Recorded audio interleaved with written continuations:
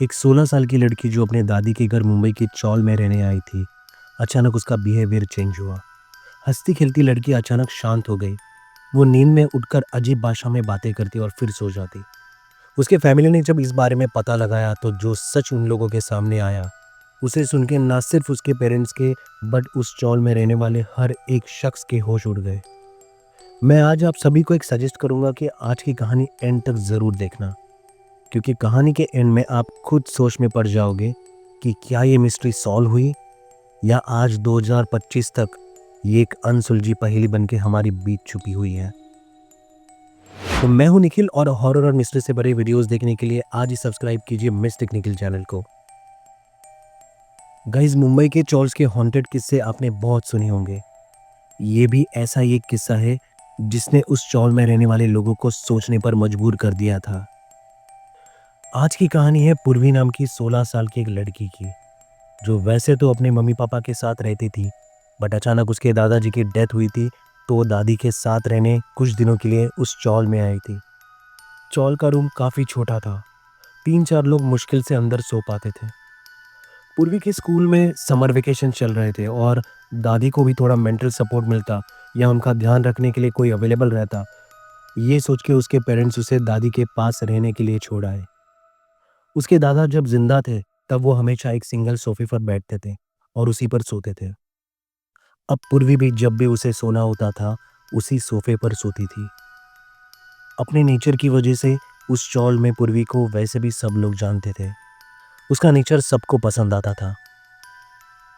तो एक बार की बात है, जब एक दिन अमावस की रात थी और पूर्वी अपने चौल के लड़कियों के ग्रुप को मिलने के लिए नीचे जाने वाली थी।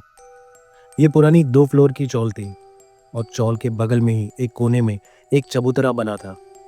उसके आगे थोड़ी खुली जमीन थी और कुछ झाड़ियां थी।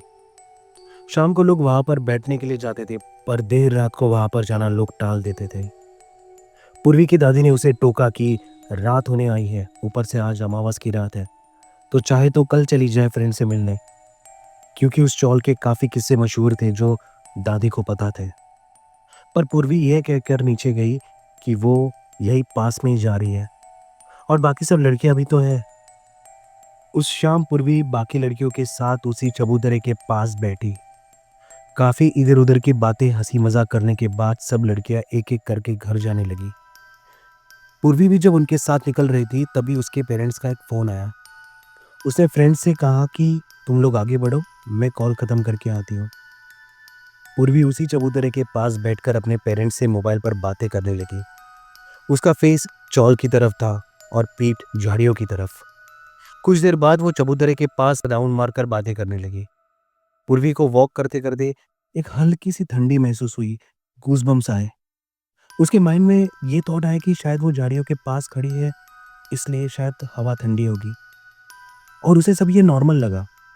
उसे किसी चीज़ का डर भी नहीं लगा। वो बस अपने फ़ोन में बात करने में बिजी थी।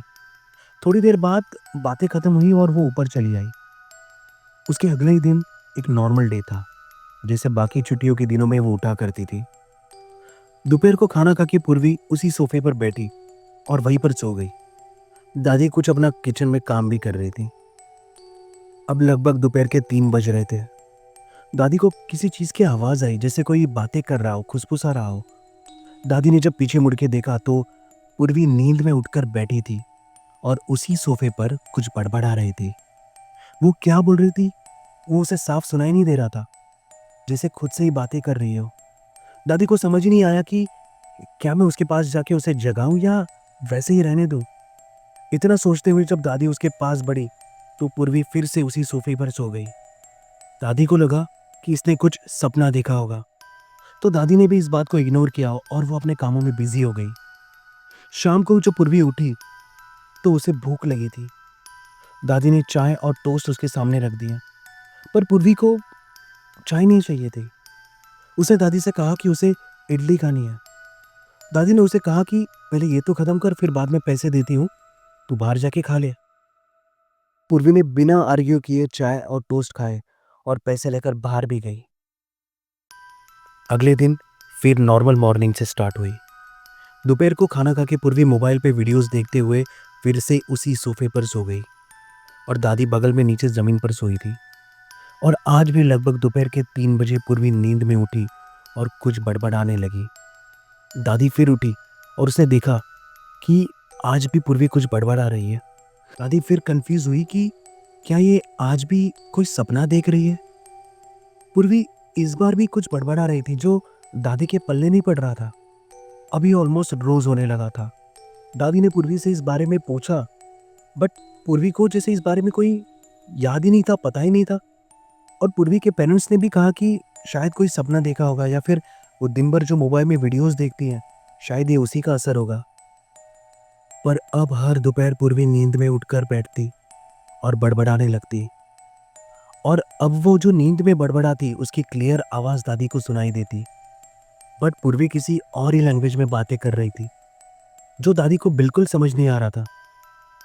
उसके साथ दादी ने दो चीजें नोटिस भी की कि डे बाय डे जब भी पूर्वी नींद में बड़बड़ाती तो उसके एक्सप्रेशंस चेंज होते जाते हैं। जिसे उसे किसी चीज का गुस्सा आ रहा हो, वो गुस्से में अपनी मुट्ठियां भी बंद कर देती।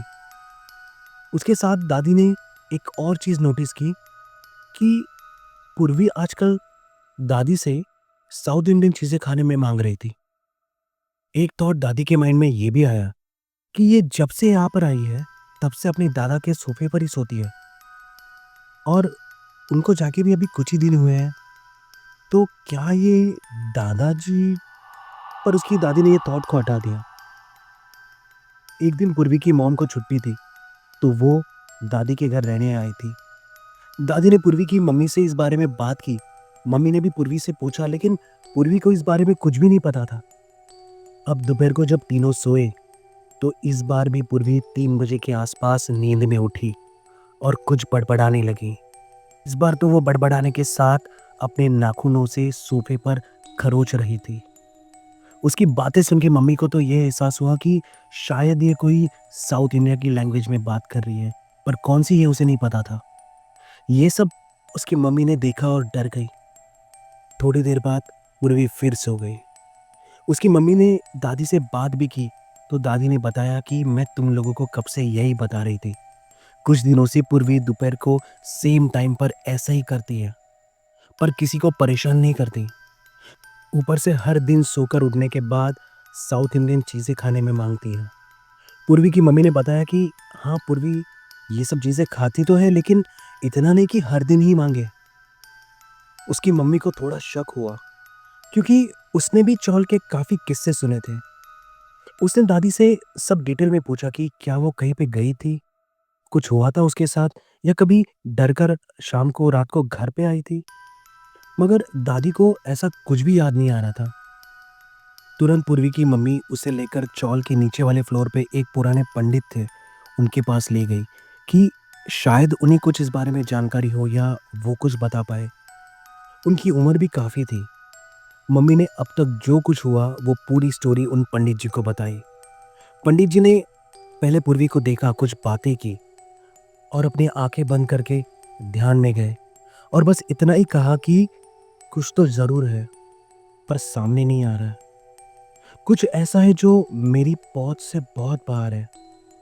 उन्होंने सजेस्ट किया कि आप अपने कुलदेवी के दर्शन करने चले जाओ और वहां पर किसी गुरु या पंडित से इस बारे में बात करो। और अब ये सब सुन के पूर्वी के मम्मी के पैरों तले जमीन खिसक गई। अपनी बेटी के साथ ये क्या हो रहा है, ये सोच के उन्हें डर भी लगा और अपनी बेटी की चिंता भी हुई। तुरंत ही मम्मी ने पूर्वी के फादर को कॉल पे ये सब बातें बताई और उसी रात एक कार बुक करके पूर्वी के पेरेंट्स उसे लेकर कोल्हापुर अपने गांव कुलदेवी के दर्शन के लिए चले गए। और लकीली रास्ते में उनको कोई परेशानी नहीं हुई और अगली सुबह वो तीनों कोल्हापुर पहुंचे। उसकी फैमिली ने गांव के दो पुराने पुजारी से इस बारे में बात की और उन्हें पूरी स्टोरी बताई। दोनों पुजारियों ने बिना देर किए विधि करने का सारा सामान मंगवाया और विधि शुरू कर दी। पूर्वी के पेरेंट्स की बातें सुन के उनको सारी इंपॉर्टेंट विधियां 3 बजे से पहले पूरी करनी थी और पूर्वी को पता ही नहीं चल रहा था कि ये सब उसके आसपास क्या चल रहा है और क्यों चल रहा है। सारी विधियां होने के बाद अब सब लोग 3 बजे का वेट कर रहे थे, लेकिन लकीली इस बार 3 बजे पूर्वी बिल्कुल नॉर्मल थी। उन दो पुजारियों ने तीनों को अपने साथ ही रहने के लिए कहा और अगले 7 दिनों तक पूर्वी के ऊपर से रोज कुछ ना कुछ विधि करने की चीजें घुमाकर वो कहीं दूर फेंकते रहे। पर इन 7 दिनों में पूर्वी को सिर्फ एक ही चीज महसूस हुई कि उसे लग रहा था कि उसका सर भारी हो रहा है। उसे अपने अंदर से हीट महसूस होती, जैसे उसे अभी बुखार आने वाला हो। और 8वें दिन के बाद पूर्वी बिल्कुल नॉर्मल हुई। दोनों पुजारियों ने उसके पेरेंट्स से कहा कि आप कुछ दिन इसी गांव में अपने घर पर ही रुक जाइए, ताकि कुछ हुआ भी तो हम आपकी मदद कर पाएंगे। पूर्वी अपनी फैमिली के साथ अपने गांव के घर में रहने लगी। अब सब नॉर्मल था। अब दोपहर में पूर्वी आराम से सोती, सब कुछ शांत था।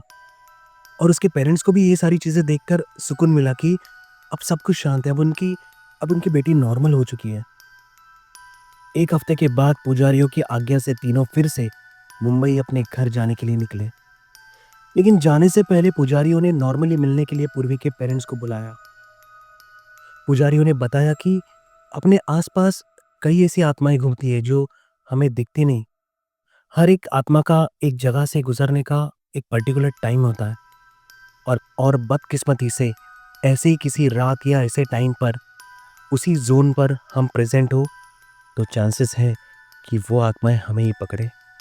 हमने अपने पूरे एक्सपीरियंसेस से जो भी कोई था इसके अंदर उसे तो निकाल दिया है, लेकिन अब आपको आपकी बेटी का ज़्यादा ध्यान रखना पड़ेगा। क्योंकि कहते हैं कि एक बार कोई आत्मा शरीर में प्रवेश करे और चली जाए तो चांसेस है कि उसके साथ ऐसा दोबारा हो सकता है, शायद किसी और आत्मा की वजह से। उन दोनों पुजारियों ने आगे बताया कि हमने आज तक के हमारे एक्सपीरियंस में ऐसी किसी आत्मा को इतना शांत नहीं देखा। हमारी विधि के दौरान भी उस आत्मा ने हमें रोका तक नहीं। शायद हो सकता है कि उस आत्मा का नेचर ही ऐसा हो कि उसे किसी को तकलीफ नहीं देनी थी, पर बस एक शरीर चाहिए था। उसके साथ ही पुजारियों ने उन्हें हर सोमवार को एक व्रत जो पूर्वी को ही करना था उसकी विधि बताई। फिर उसके पेरेंट्स उसे लेकर मॉर्निंग में ही मुंबई के लिए रवाना हुए। रास्ते में आते आते दोपहर में काफ़ी देर हो चुकी थी और ये तीनों लंच करने के लिए कार के ड्राइवर के साथ हाईवे साइड के एक अच्छे रेस्टोरेंट पर रुके। सबने हाथ मुंह धोए और टेबल पर आके बैठे और इतनी देर में पूर्वी जो वॉशरूम चली गई थी वो भी उसी टेबल पर आकर बैठी। और तभी वहां पर एक वेटर आया और बताया कि सर, सारे ऑर्डर आप एक साथ दीजिए, आज वैसे भी लोग कम आए हैं तो आपका ऑर्डर ही लास्ट रहेगा। पूर्वी के फादर ने सबसे पूछा कि क्या क्या खाओगे। तो ड्राइवर और पूर्वी के पेरेंट्स ने अपने अपने ऑर्डर दिए। तो पूर्वी की मम्मी ने पूर्वी से भी पूछा कि बेटा क्या खाओगी। तो पूर्वी जो अपने मोबाइल पे वीडियो देख रही थी उसने मम्मी की तरफ देखा और एक स्माइल के साथ कहा, इडली।